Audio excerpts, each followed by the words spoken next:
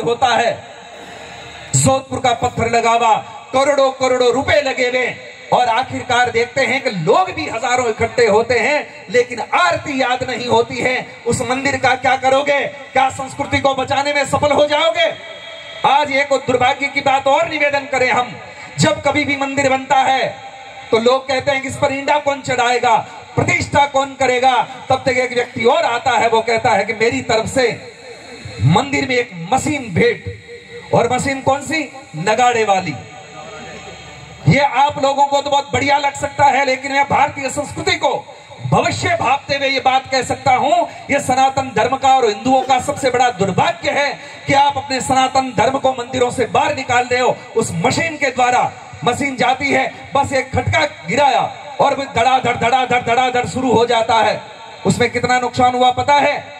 झालर बजाने वाला चला गया, नगाड़ा बजाने वाला चला गया, घंटी बजाने वाला चला गया। अब रही बात आपकी स्थितियां, जो मैं कह रहा हूं आपको अच्छा ना भी लगे, लेकिन इससे कोई फर्क नहीं पड़ता इस सन्यासी को, क्योंकि मैं जब से घर छोड़ करके निकला था, 6 वर्ष का था, तब से लेकर के आज दिन तक जीवन यात्रा कर रहा हूं। इसमें बिल्कुल बेझिझक कह रहा हूं, और जिसको चुभती है तब भी चुभे। कई बार लोग कहते हैं कि महाराज जी आप ऐसी बात क्यों कह रहे हो, किसी को चुभ जाएगी। मैंने कहा जब तक पैर में कांटा नहीं लगेगा तब तक आदमी अपने पैर को देखेगा भी नहीं कि चुभा क्या है। थोड़ा चुभेगा तो टंटोलेगा। आज दिन तक आप 15-15 सालों से, पता नहीं कितने सालों से भजन संध्याएं कर रहे हो, मंदिर में आकर के मत्था टेक रहे हो, नाक रगड़ रहे हो, लेकिन आरती याद नहीं है। आपको नहीं लगता कि आपका सबसे बड़ा दुर्भाग्य है? क्या है आपकी भक्ति? आप कैसे प्रमाणित करोगे कि आप भक्त हैं बाएं बांके? आपको जब कोई मंत्र याद नहीं, जब आपको आरती याद नहीं, आपको प्रणाम करना आपको याद नहीं है। आज कोई प्रणाम करता है तो कैसे करता? यूं करता है। इसका मतलब क्या होता है? क्या करोगे आप? कुछ चीजें साधु संतों की सन्निधि में बैठ करके सीख लो, काम आएगी। लेकिन आजकल गुरुओं की भी कोई कमी नहीं है। बड़े बड़े होते हैं, उनको माइक से जो कुछ कहना सो कहना, लेकिन संस्कार देने में वो भी असमर्थ रह रहे हैं। भीड़ जुटाना सरल है, लेकिन संस्कारी 5 लोग तैयार कर देना बहुत बड़ी बात है।